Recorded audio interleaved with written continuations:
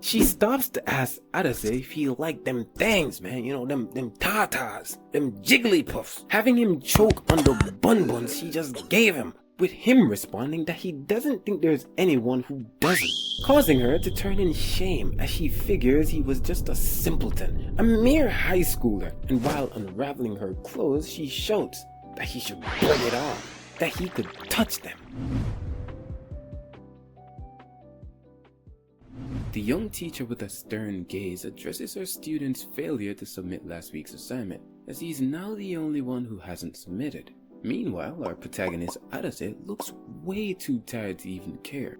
She calls out to him once more, but man, he was so tired, to the point he couldn't help but yawn.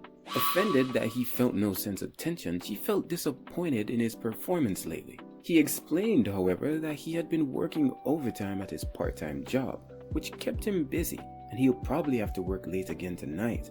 She remarks that he's still a student and he shouldn't allow his job to hinder his studies, but then was interrupted by his growling stomach. He hasn't eaten since morning, plus he broke his L, so Hey! She passes him a written apology and kindly asks that he submits it by tomorrow. It's while he's walking through the hall that he notes to himself that it's been his third one this month. Upon sliding the classroom door, he sees something that sickens him. Cause why are they hugging up like that? His friend had asked if Yoshitaka-sensei had called him, as well as how unlucky he must be to have such a strict teacher, as there's a reason she isn't yet married. Sakota, his friend, continues by encouraging him to get a girlfriend, as Arase seems envious. However, Arase thinks to himself that he only envies those who can live without much thought, as he has to be struggling out here in these streets. It's after closing his shift and on his way home that he notices a car parked by his apartment, and standing there was none other than his teacher, Yoshitaka. Oh yeah! It's upsetting to her that they make high schoolers work so late, but Arase reminds her that without his overtime pay, he would barely scrape by. Besides, he already told her that he would be working late.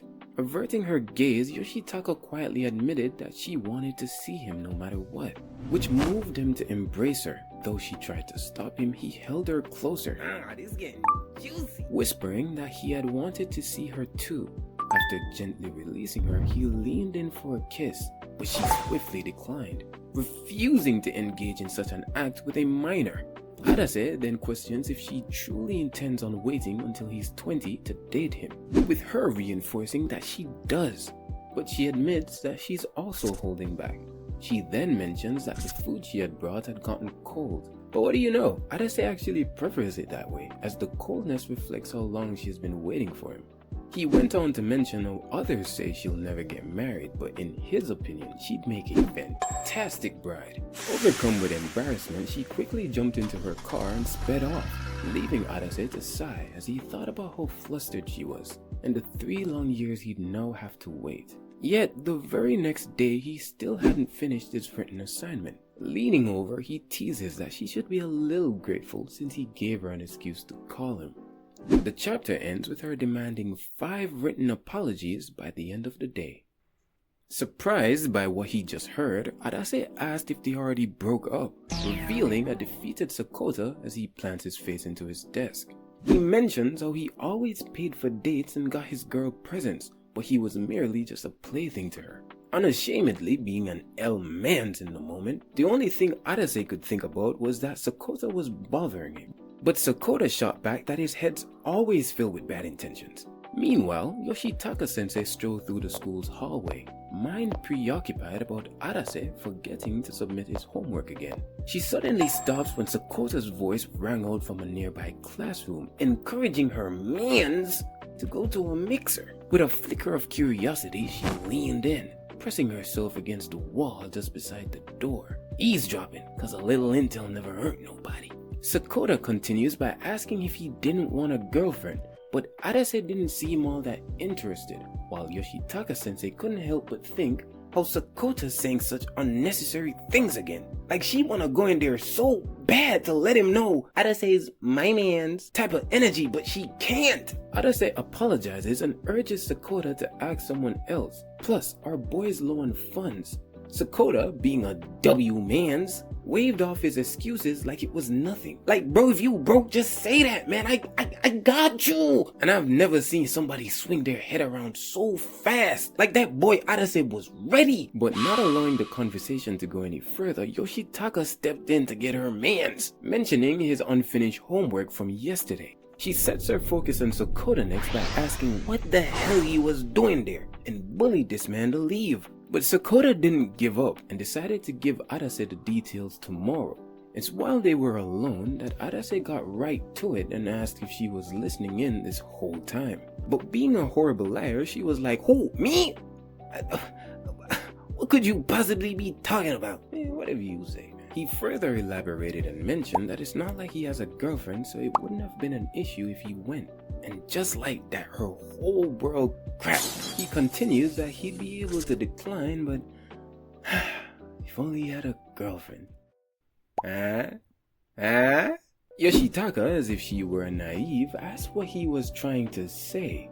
Sighing as if he had lost his patience, he stood up and while walking towards the door, presses his hand against the wall, trapping her in place. He asked if she didn't want him to go, then could she please be his girlfriend? And when her heart started pounding, she quickly pushed him back and added that they both had agreed to wait until he was an adult. But Arase can't wait that long.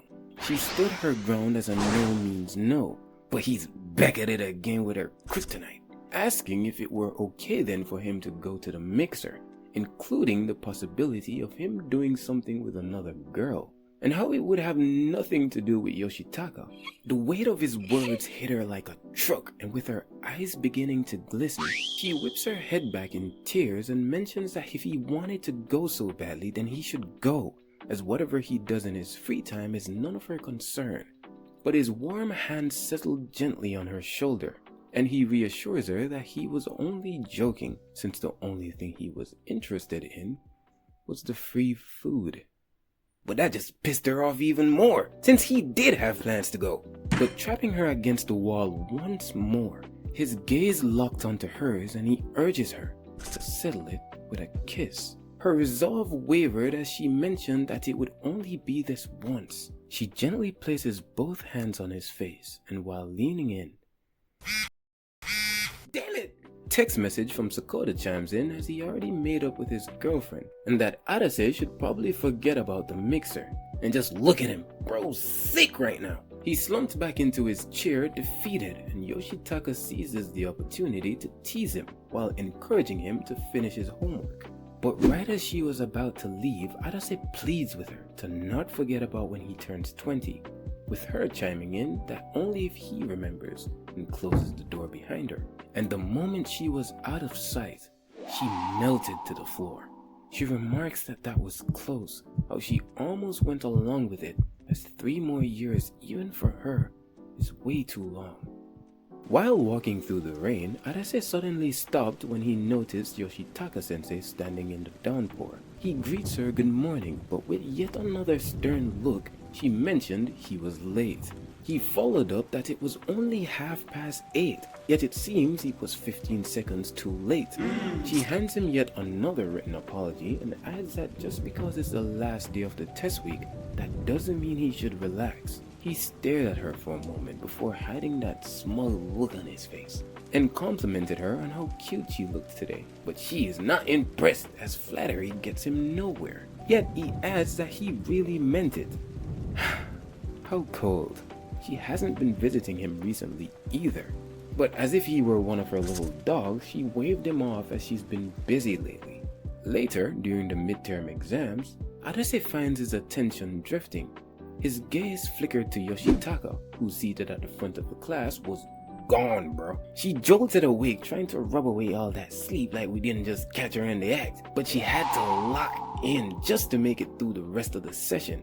After exams had wrapped up, Sako invited Arase out for karaoke, but confused he asked what happened to his girlfriend, and she just spawned in like she created a new Minecraft world or something. As they walked through the halls, Arase caught sight of Yoshitaka-sensei again, but this time she was walking right past him.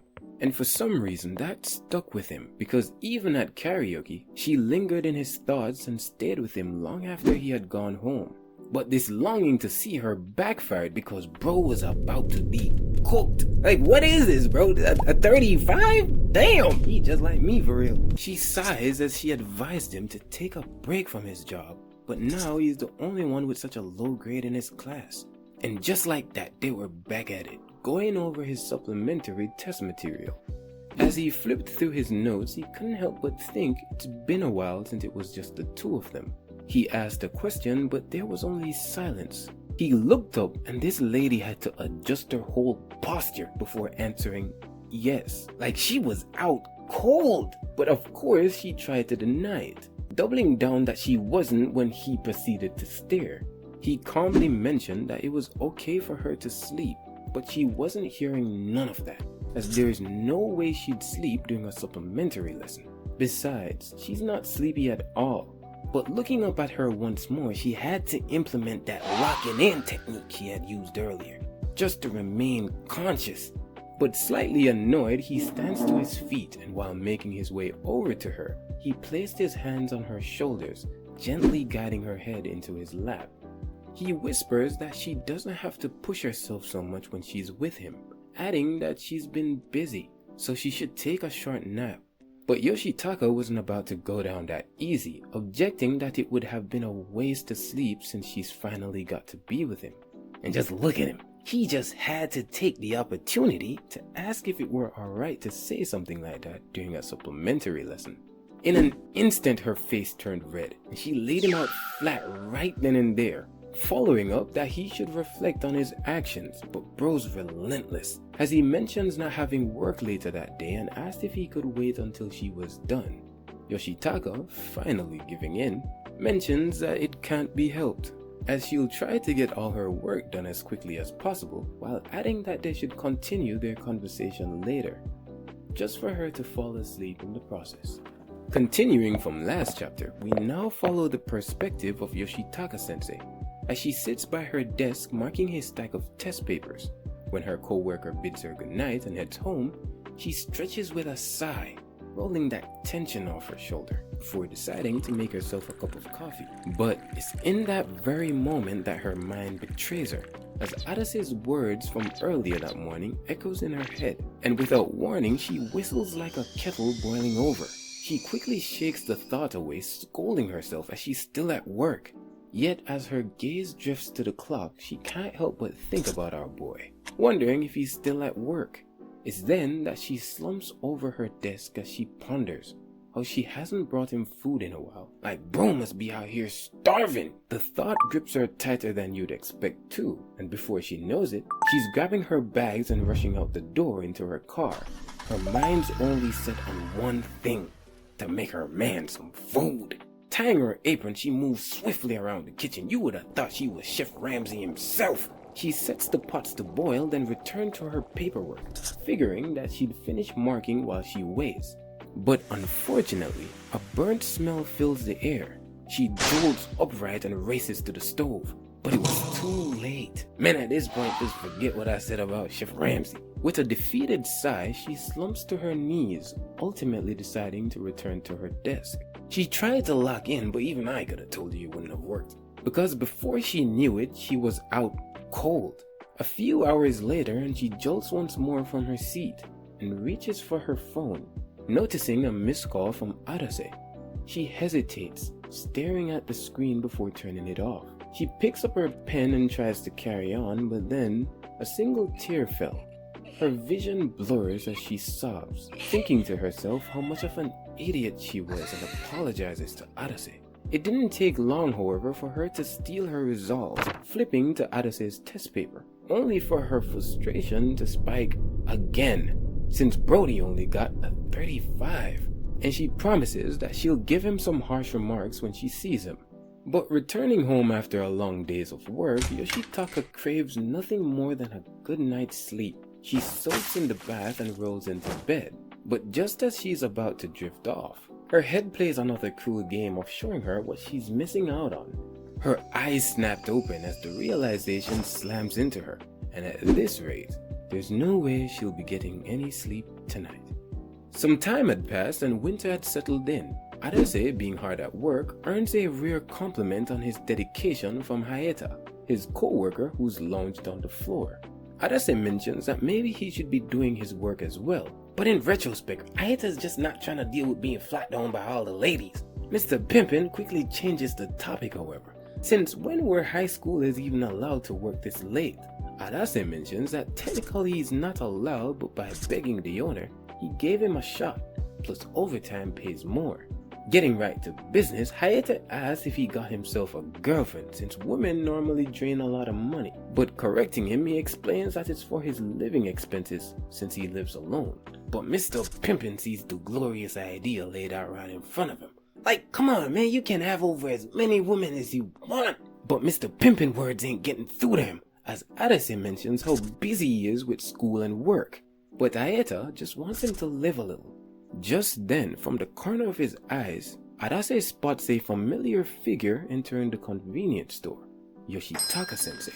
Without a second thought, he ducked beneath the counter, crouching low. He explains to Hayata that the woman was his teacher and how things could get bad if she caught him, requesting that Hayata covers for him.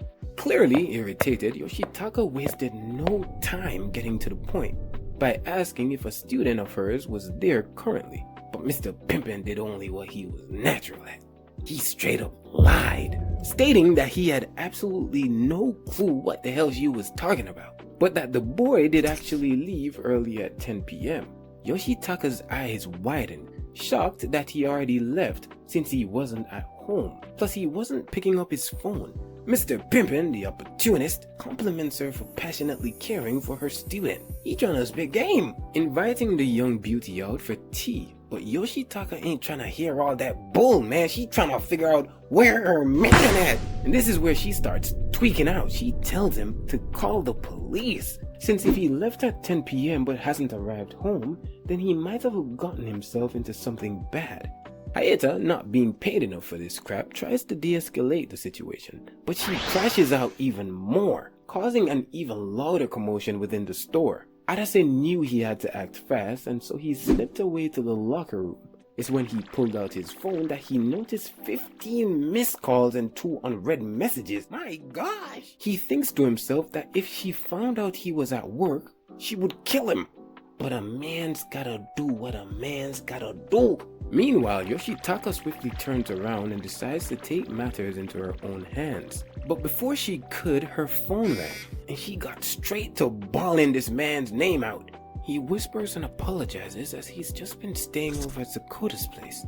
Relieved that her mans was safe, she broke down into tears. She then turns to Hayata and apologizes, as she had finally found him. But seizing the moment, Mr. Pimpin tried one last time to shoot his shot, but Yoshitaka already got what she came for. Upon leaving the locker room, Arase thanked Hayata for covering for him, with him adding that he doesn't really care, but telling a woman a lie is such a heartbreaking thing. Hold on, didn't he just lie to her himself? Never mind. But regardless, what Mr. Pimpin had said had gotten through to him. In the dimly lit parking lot, Arase called out to Yoshitaka as she spun around claiming that she knew it and glares at him. Frustrated, she asked why he had lied to her, but his response was simple. She wouldn't have allowed him to work that late. She rebuts that he still has school, but before she could scold him any further, he stepped forward, wrapping his arms around her from behind, and whispers that he was sorry. Blushing, she looks away and requests 5 written apologies. With that, she turns her keys in the ignition and instructs him to go home, adding that if he were to do it again, he'll be suspended and the relationship would be over. Arase said nothing, watching her drive away. As he walked back towards his job, something caught his eye, a glimmer in a nearby store window, and a necklace, simple but elegant, had gotten his attention, adding that he actually wanted to make her happy. In the bustling staff room, Yoshitaka's irritation flared since Arase had once again failed to turn in his homework. It's then from a distance she's asked if she was on her period as well, revealing her co-worker, Igarashi Hifumi. Yoshitaka's annoyance shifted targets, as she asked Hifumi why she was dressed so shamelessly. Got her things popping out and everything. But Hifumi thinks she's way too strict, and at this rate she'll never get married. And at this point they're just going blow for blow, because apparently they're both single and 25. Hifumi suggests that Yoshitaka should show a bit more sex appeal, as just exposing a little bit of cleavage makes high schoolers more obedient. Baffled, Yoshitaka questions her plans with her students, but Hifumi would never lay a hand on one of her students, as she's only interested in men making no less than 10 million yen a year. Yoshitaka had to bring her back to reality though, as at this rate Hifumi might be the one never getting married. But get this, Hifumi already got this doctor guy she met at a mixer, so it seems Yoshitaka might be the one forever single after all. But before she could stop herself, Yoshitaka blurts out that she's already seeing someone, shortly after regretting her statement, as Hifumi couldn't believe what she just heard. But of course she had to ask further questions, like if she had gotten a boyfriend. But clarifying her statement, she mentioned that he's actually not her boyfriend, confusing Hifumi more, as they're just intimate. Okay. But here's where Hifumi locked in for me. She asked if they had already done it, but poor Yoshitaka doesn't have a clue what the hell she's even talking about. So Hifumi had to spell it out for her. Immediately turning red, Yoshitaka suddenly stood from her seat in an outburst, as what the hell was she saying? She asked what was so weird about it, as there's clearly only one thing men want, and that's sex. But Yoshitaka finally lays her information out straight, that it's not that type of relationship. But Hifumi warns her against always having her guard up, as men will just leave you if you always do. She recommends letting the man she's seeing touch her tatas, as if he leaves her, she'll never get another chance at dating. It's while she was at home that Yoshitaka contemplates keeping Arase in the friend zone, finally realizing that that's exactly what she had planned to do to my dog for the next 3 years. Hifumi's words chime through her ear that he'll only just leave her, with Yoshitaka convincing herself otherwise. But Hifumi does seem to have a lot more experience than her, as she reflects on her advice of showing a little cleavage. Looking down towards her chest, she contemplates further before once again convincing herself otherwise. The following day, she presents Chinese steamed buns, and if you're looking at the screen and you're only seeing one, then I had to take out the other. I'm not trying to get demonetized. Arase asked exactly what the hell was he looking at. Sensei explained they were a bit of a failure the way they came out, but regardless he could have them. Arase gets straight to the point by asking if they were boobies, my dog, to which she shyly declined as she was clearly thinking of something else, with Arase asking if she were thinking of something lewd, my dog, to which she then answered no, while she blushes even more. She stops to ask Arase if he liked them things, man, them tatas, them jigglypuffs, having him choke on the buns she just gave him, with him responding that he doesn't think there's anyone who doesn't, causing her to turn in shame as she figures he was just a simpleton, a mere high schooler, and while unraveling her clothes she shouts that he should bring it on, that he could touch them. Got my boy shaking in his boots, man. He had to let her know she was scaring him, asking what has gotten into her. Applying that pressure, she shouts once more that she said he could touch them. But in his hesitation, she asked if he wasn't interested in her, thinking that her body was worthless anyways, confessing that due to her always having him hold himself back, he would start hating her at some point. Arase puts her coat back on and reassures her that there's no way he'd hate her over something like that, reminding her that she shouldn't look down on his feelings for her. Besides, my dog's a booty kind of guy, and let me be the first to say it was worth it, even though she knocked the living soul out his body. The following day, Hifumi asked how things were with this person she was intimate with, to which she responds, there is no such person. Yo, if you enjoyed this episode, then don't forget to like and subscribe, my dog. Like, what is you doing? And check out my latest video on how the tall, shy girl insists short delivery driver comes inside. And with that, your boy Noodle is out.